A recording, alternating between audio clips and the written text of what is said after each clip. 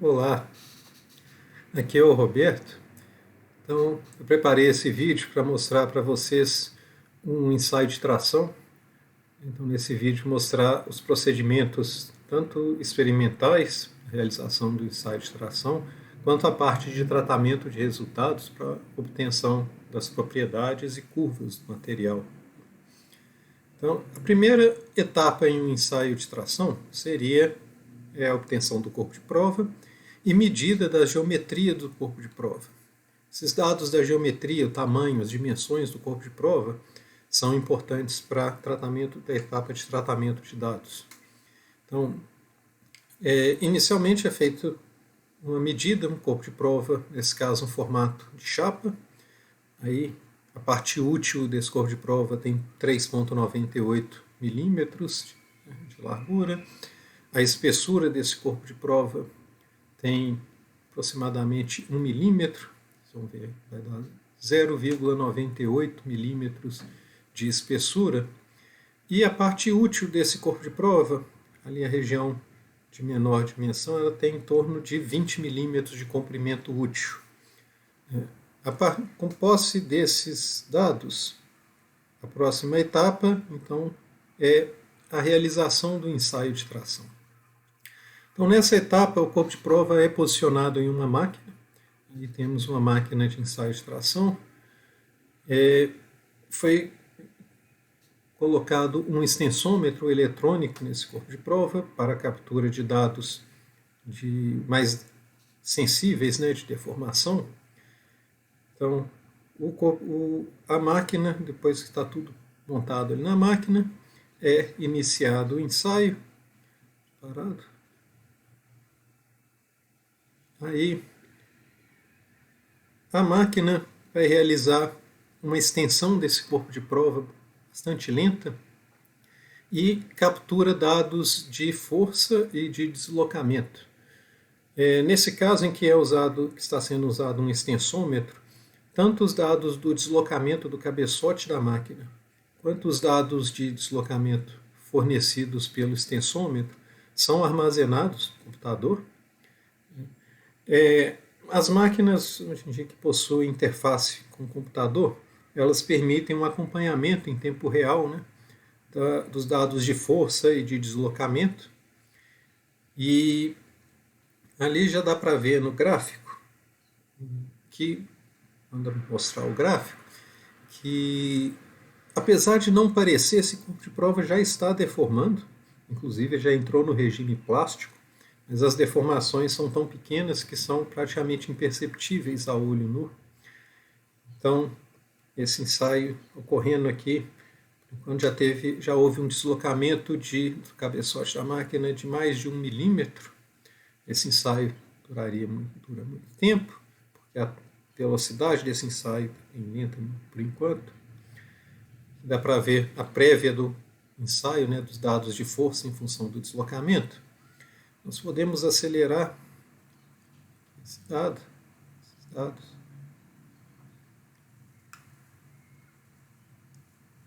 Até uma pausa por aqui, continuar o ensaio por aqui. Dá para ver que o material apresenta uma relação entre força e deslocamento, caracterizada por essa curva, uma parte bem íngreme aqui no início, seguida por uma parte em que a força aumenta com o deslocamento, à medida que o deslocamento aumenta. A concavidade aqui, a inclinação dessa curva diminuindo, até chegar num ponto aqui em que a carga quase não está variando. Então nós temos uma carga quase constante aqui, em torno de 312 newtons, 312,8. Seria talvez a região mais alta do curva força por deslocamento. Vamos continuar aqui o ensaio. Em algum momento é necessário retirar o extensômetro. Nesse momento em que a carga começou a cair, é necessário retirar o extensômetro. A carga começa a cair ali no ensaio, dá para ver que houve a formação de um pescoço no corpo de prova, a região da estricção. Vou voltar aqui para o corpo de prova, dá para ver aqui uma região em que há uma concentração de deformação Parece que o material está deformando mais naquela região, por isso há essa queda de carga durante o ensaio. Em breve, o corpo de prova deverá se romper. Então aqui, havendo uma carga já caiu, já há uma separação, ampliação de poros aqui, e a propagação dessa falha, e com isso o corpo de prova fratura. Então, após a fratura do corpo de prova, é necessário interromper o ensaio, e a próxima etapa seria salvar os dados de força, deslocamento, para que vão permitir que esses dados sejam utilizados para determinar propriedades e curvas do material. Então, vamos agora para a etapa de análise dos dados.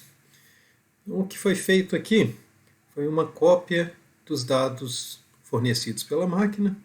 Nesse caso, a máquina forneceu dados de tempo, força, deslocamento do cabeçote e os dados de deslocamento fornecidos pelo extensômetro.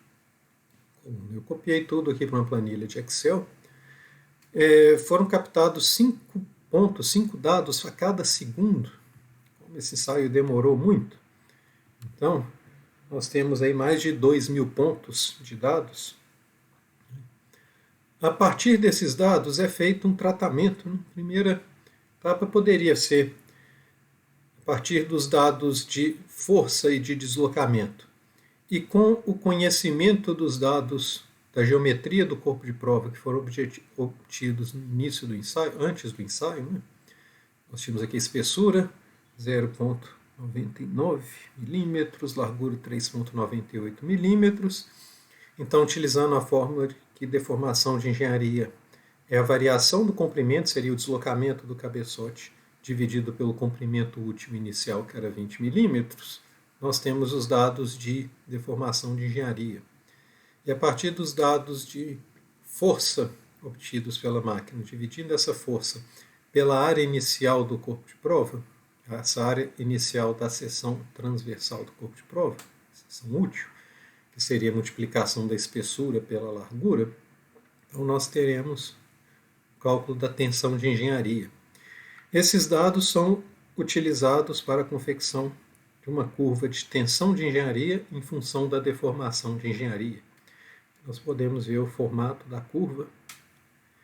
Entretanto, essa curva foi gerada através de dados de engenharia nesse caso, foram calculados, a deformação de engenharia foi calculada a partir dos dados de extensão fornecidos pelo deslocamento do cabeçote da máquina, que não é uma medida muito precisa. Então, idealmente, essa medida é feita com os dados do extensômetro. E esses dados do extensômetro estão aqui nessa curva de engenharia, um pouquinho diferente agora da curva, mas agora a deformação de engenharia ela é calculada com os dados de variação do comprimento do extensômetro dividido pelo comprimento útil inicial do extensômetro, que no caso do extensômetro nós usamos um extensômetro de 10 milímetros. A partir desses dados nós obtemos os dados de deformação de engenharia, os dados de tensão de engenharia. E podemos traçar uma curva de tensão de engenharia em função da deformação de engenharia. É necessário, em alguns casos, a realização de alguns ajustes, porque o início do ensaio pode haver alguma folga ali entre o corpo de prova e os cabeçotes da máquina.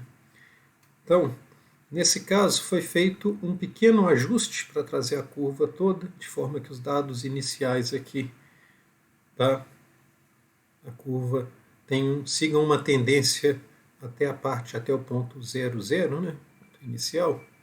Então, essa deformação ajustada, nós movemos um valor de deformação bem pequeno aqui, só para trazer esses pontos para cá. A próxima etapa é, a partir desses dados, dessa curva de tensão em função de deformação de engenharia, estimar qual que é o módulo de elasticidade, a inclinação aqui da reta no regime elástico, que nesse caso era um material utilizado nesse ensaio, um alumínio comercialmente puro, módulo de elasticidade aproximadamente 70 gigapascal. Então, nós traçamos uma curva paralela ao módulo de elasticidade a partir de uma deformação de 0,002, que seria 0,2%, e onde essa linha aqui interceptar a curva, esse ponto é considerado que seria o limite de escoamento do material, tensão de escoamento do material. Aqui dá para ver que é aproximadamente 35, entre 30 e 40 megapascal. Esse material começou a escoar em torno de uma tensão de 35 megapascal. Outras propriedades são obtidas a partir da análise da curva de tensão em função de deformação de engenharia.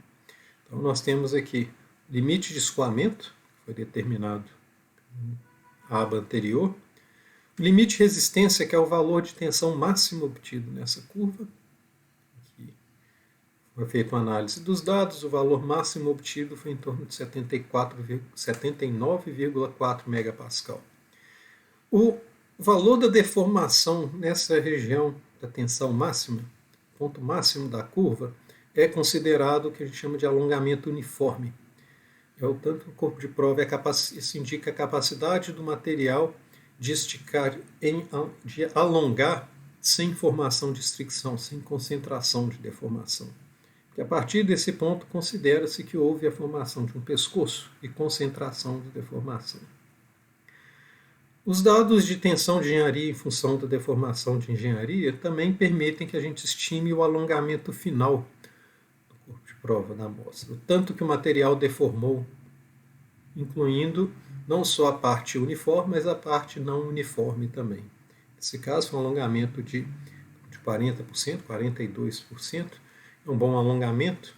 Esse material é um alumínio comercialmente puro, ele tem uma elevada ductilidade.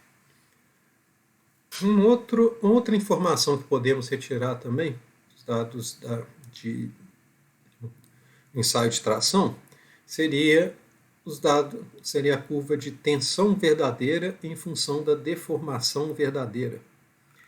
Esses dados de tensão de deformação verdadeira, eles podem ser calculados a partir dos dados de deformação de engenharia, utilizando-se essa forma, e os dados de tensão verdadeira podem ser calculados a partir dos dados de tensão de engenharia e deformação de engenharia, utilizando-se essa forma.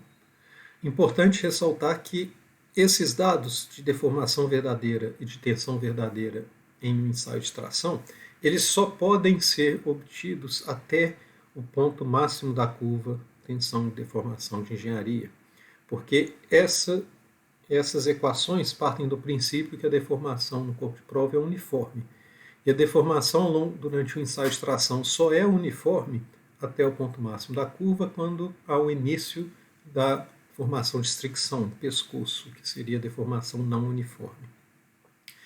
Então, a partir dos dados de deformação verdadeira e tensão verdadeira, aqui eu desconsiderei a parte elástica, só pegando a parte plástica, comportamento material, nós podemos pegar aqui diminuir esse gráfico, obter que esses pontos em azul seriam os dados de tensão verdadeira em função de deformação verdadeira.